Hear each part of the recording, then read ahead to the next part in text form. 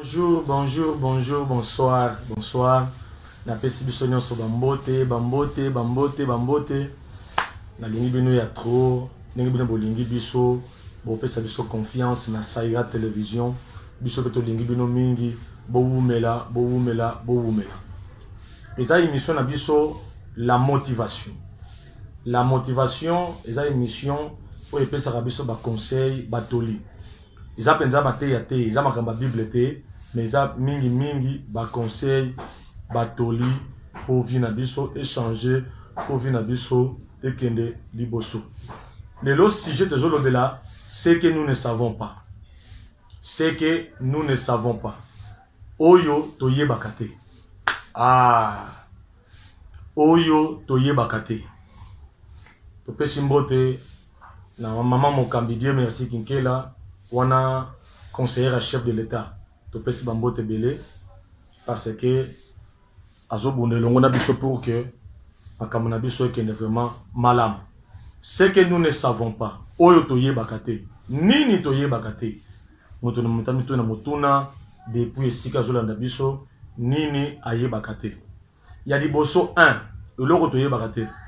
Tu n'as pas de photocopie. Il n'y a que toi. Ne gâche jamais ta vie. Tu n'as pas de photocopie. Donc, aux gens la photocopie, nous sommes pandite. Ko baby sa vie na yote.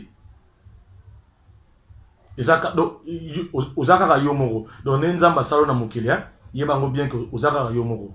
Ko le matin que na sala ba bêtise na vie na ngana baby sa vie na ngai, photocopie na nga monsieur ko bimate. Ozana photocopie te oza yomoro. Et là otoye bakate. Tika ko sala ba bêtise, tika ko baby sa vie na yo. Pour le bloc en bandoki, pour le bloc bakenza batiki yo, yebango bien que ozana photocopie te bobele yomoko ya liboso oye bakate. Deuxième chose oye bakate, personne ne fera mieux que toi-même. Mutu moko te arosala lo makasi to arosala minko le kayomoko. Na ole bela mingi bato batira confiance na bonga pa na bato. Bato batal la bande ko ngoma zana poto, batal la ba famille, batal la ba grand frère, batal la ba grande sœur, batal la papa, batal la maman, yebango bien que personne ne fera mieux que toi-même. Mutu moko ta osala yebele to ya mingi ko le kayo. Parce que yo za yo, na ba calcul na yo, na ba vision na yo, na ba ambition na yo, il faut toujours osala au-delà. Pour mutu so osala la yo, asala ngona mukuse, asala ngona sote. Ndeko mwasi ndeko mbalo olanda ngai na nzela mission na biso. Tika kotalela ka bato. Parce que mutu akosala koleka yo azate. Travaille dur pour gagner ta vie. Travailler na makasi na nzunzu nyonso pour gagner bo moyo na yo. Biloko toye bakate. Wana za deuxième totangi. Troisième eloko toye bakate na vie. Aime ton prochain comme tu aimes ton cœur. Linga ndeko na yo. Linga ekela mwanzambe. Mutu nyonso kuti na mokila nzambe linga ye. Ndengo linga ka motema na yo moko. So balo yuba pasolo motema babimisango. O linga te puisque vino euta na motema na yo. Zwa suko ba ninga, zwa suko ba famille, zwa suko ba relation, zwa suko mwasi na yo, zwa suko mobali na yo, zwa suko bana na yo, zwa suko batu nyonso baza bikela munzamba sala pembeni na yo ndengo wana.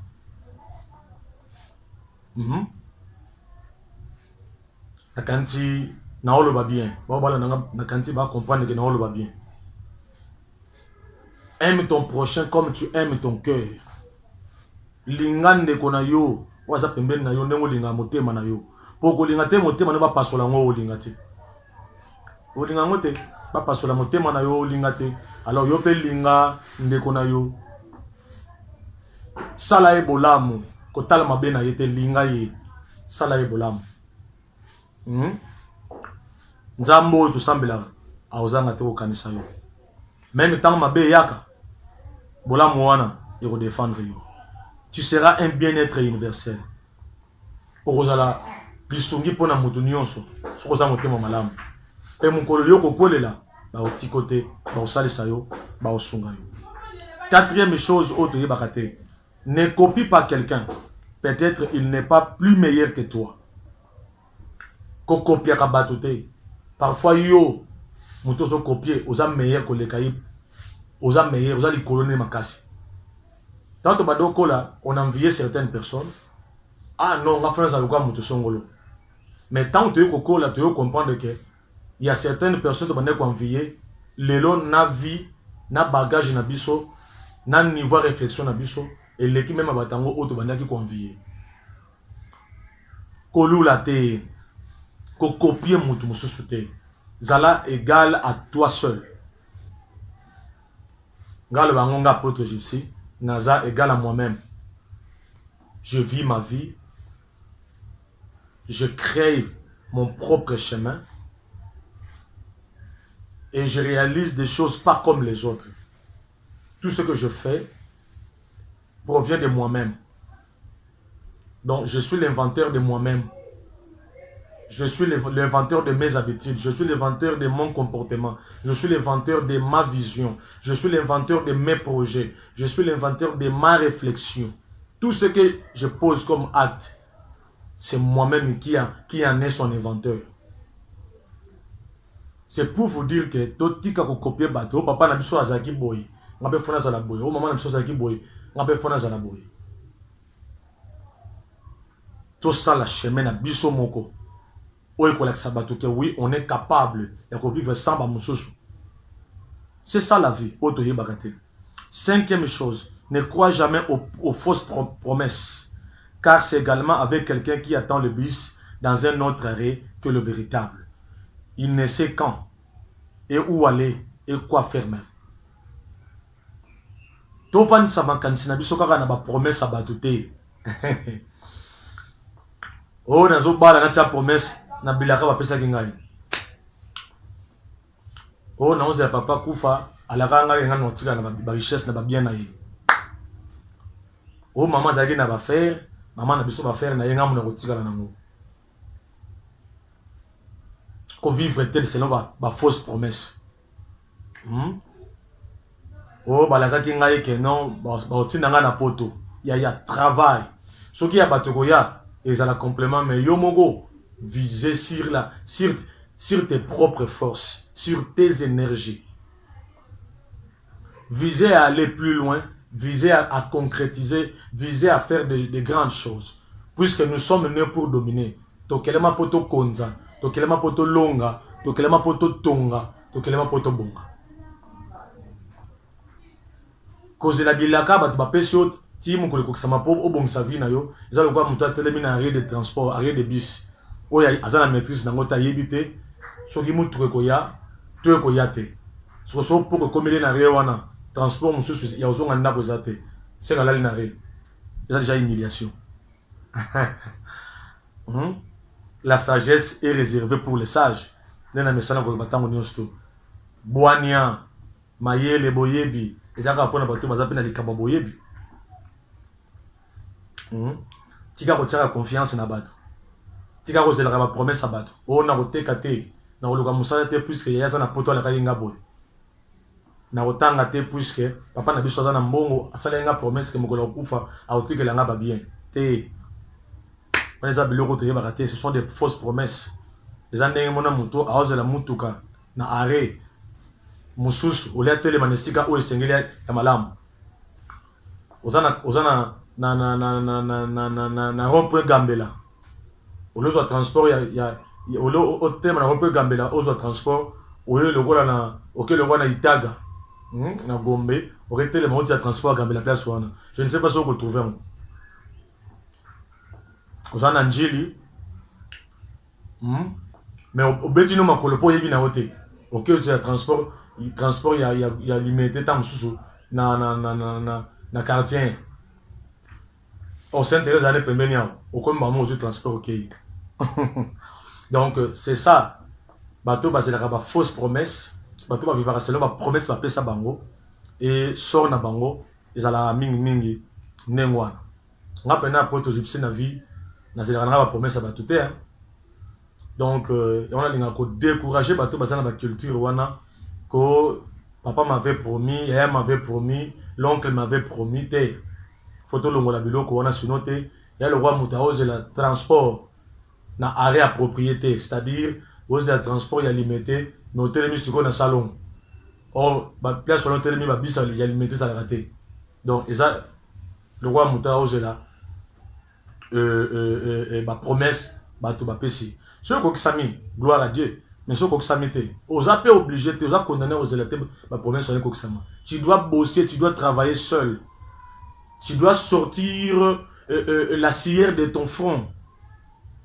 Une fois que la cire de ton front est sortie, et on l'a bon, on a eu vous la paix bien la vie, et mais le fait que tu attends qu'on te donne, le fait que tu attends que les promesses données soient réalisées, yaya, n'a évité, hein, on a l'école, zanga ma patale, de banexasa, bando banda rosela, zela mukomo so zanga mukila. C'est que nous ne savons pas, au toye baraté. Sixième chose, toye baraté, ne sois jamais l'esclave des opinions des autres, mais démontre de quoi tu es capable. Et dans la vie, comme Aza incapable de raisonner, Aza incapable de s'imposer, Nyon se quoi c'est la réelle hors de quoi commandement dit Maramou. Surtout Mibali. J'en appelle à la conscience des hommes irresponsables, des hommes incapables, qui tremblent devant leurs femmes. Puisque l'autorité est donnée pour les hommes. Mais devant une femme, tu trembles. Donc, c'est un péché parce que la Bible peut autorisation de dominer sur nos femmes. Cause à l'esclave, opinion, mais comme tu as peur de parler, tu n'arrives pas à t'exprimer. Tu fais que regarder comment on est en train de te coller certaines étiquettes et comment difficile avec le temps pour les enlever. Je suis là, à travers de cette émission, pour dire à un homme, pour dire à une femme, assez, ça suffit. Tu ne peux pas transformer ta vie à un champ des humiliations, à un champ de critiques, déverser toutes les bêtises sur toi. Non, assez, assez. Aujourd'hui, je te donne ce courage-là de rompre avec ces liens. Comme ça, insulte, humiliation, comme une mode de vie. Non, assez. Assez. Donc, ne sois jamais l'esclave des opinions des autres.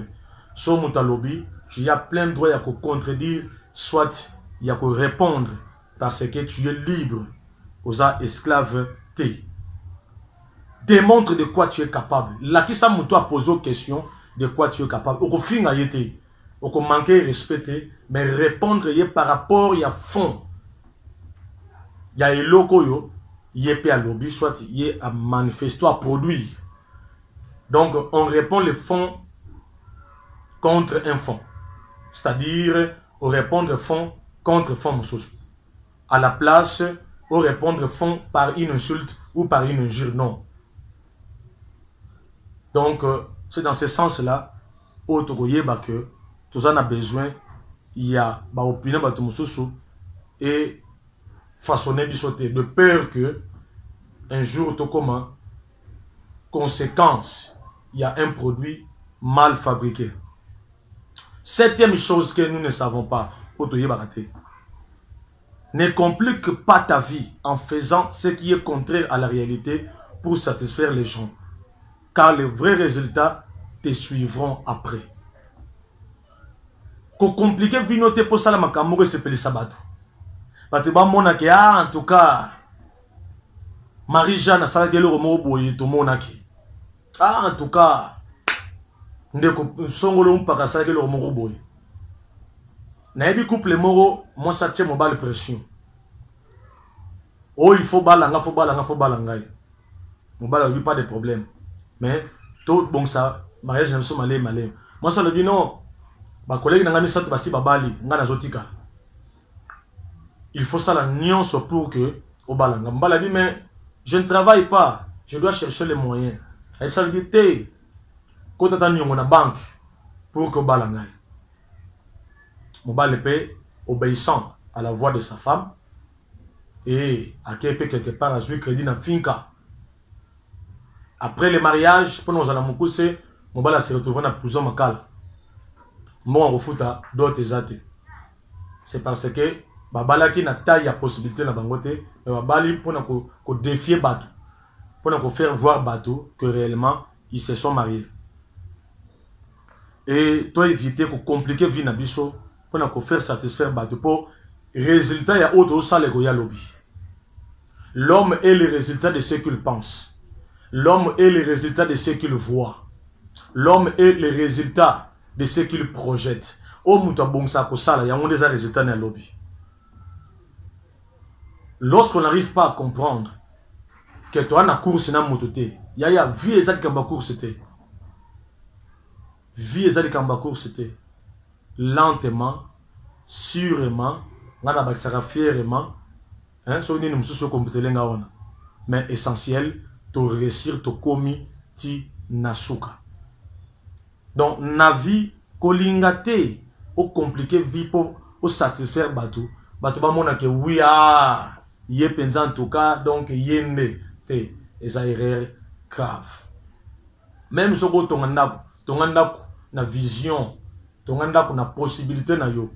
So le bina tonganda par rapport hein, au niveau ça une gigantesque infrastructure et que compliqué avec le temps, c'est parce que tu n'avais pas disponibilisé des moyens, hein, des moyens consistants. Donc il faut faire en sorte que na pour nos autonga, ils ont des moyens réguliers en quelque sorte que aux ala na difficulté mon côté. Huitième chose que nous ne savons pas, écoute ton cœur. Écoute-les encore et agis suivant ça.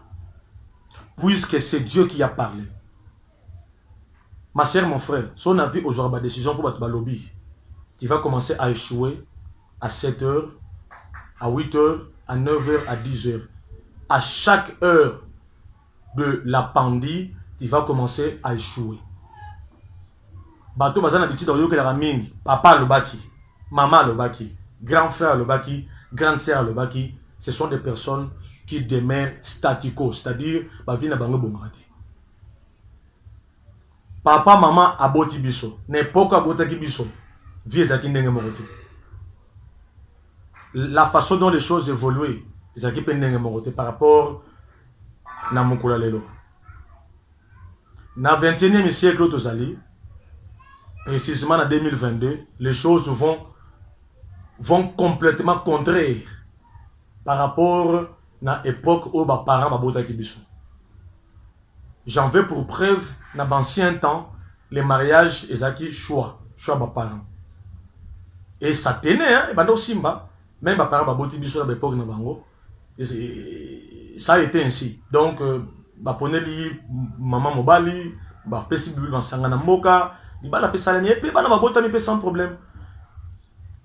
Et le lot, Nathan Kazaki, classe union faisant mélanger à D4, c'est-à-dire, nous sommes à D6, D4, donc 4 des humanités, aussi les unions tout, n'a pas médecine, nous sommes à 4, tout, ils ont dedans.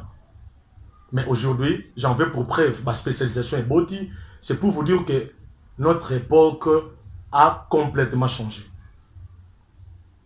Alors, réalité en face, les habitants habitants terrestres du 21e siècle, précisément il y a 2022, nous devons comprendre les autres. Il faut que dans les jours qui viennent, nous avons la émission sur le choix d'un époux ou d'une épouse. Mais nous avons parlé de ce que nous ne savons pas. Mais nous avons profité de l'épinglement mouquet. Moi, quelques mots sur les choix. Beaucoup échouent aujourd'hui à cause de choix. C'est parce que papa m'a pressionné, soit maman m'a pressionné, soit bandeko m'a pressionné. Il faut écouter ton cœur.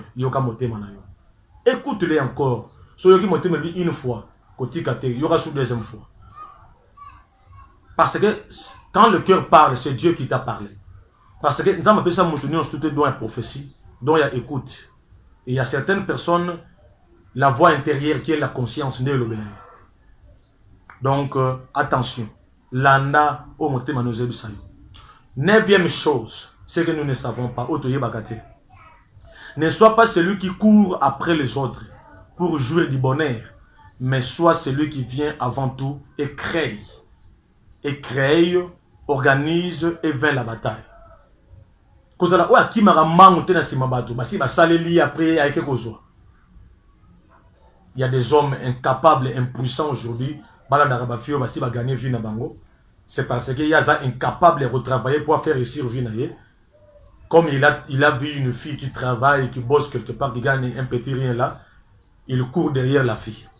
Papa, sur la ninga émission au comme esclave fille wan. Moi na sana bana ko manipuler pour lire mbongo na ye. Abando sakana na yo puisque tu es un homme irresponsable. S'il vous plaît, nazo finga motote, mais ça motivation nazo motiver pour quitter l'ignorance. Donc soko za ba jar ya mibalo bana na ba baso ba travailler ka poza na mbongo na ke do bala ye. Frère sur la ndinga émission yo na biso ko za la esclave ya moi souvent. Lelo a bon comportement tant monsieur za na besoin botie ban. Mais lobby tant on mona ban ne ba si ba boto ba bimina mokeli. Azananti na non sauter. Ako piétiner yo. Ndenge de défunt c'est que de ba a ordinateur le rôle kayansa. C'est parce que azomona ke utilité de ka couper ses ban. Cher homme, chers frères, chères sœurs, travaillez. Moi, si tchata matembele, ni bosa porte ndanga tamakala teka. So mo ba la pesio gloire à Dieu, soit pesio te.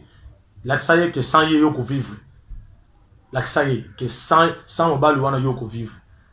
Bien au contraire, tchela écoute unité, tchela est méga. Bien au contraire, ça l'a ba play mo soit comprendre que oui, tu es une femme capable. Mon na yete monte bokola yo. Mais lorsque yo zo pensait que mon bali wanande face à la tout pour nangai, ou comme on peut jouer, ou comme on peut esclave naïe. Donc ko ki makambango te si mabozu ya bato mususu po beta katolo. Bozu ya mwasi nangai, bozu ya leki nangai. Non non non non non. Tu n'es pas un homme, tu dois travailler et gagner ta propre vie. C'est par là que tu auras du respect. Même la belle famille na yo, même na bisika mususu kendaka, les gens vont te respecter. Parce que mongo olataka mongo mutuko kumba ndako fandaka hein batali mwasi na bana ba monique oui o soka bango vraiment en charge au mona que osana respect vis-à-vis de tous. Et dixième enfin, que tes œuvres parlent à ta place. Je m'adresse même aux pasteurs qui font de bruit dans des télévisions. S'ils vont me critiquer, je m'en fous.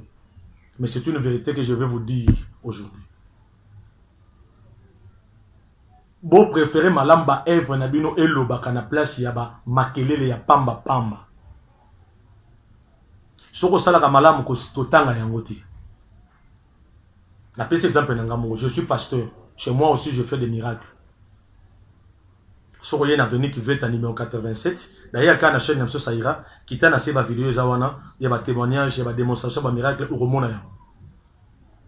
Mais jamais tant d'ailleurs na place publique ou la télévision, je ne parle pas de ça.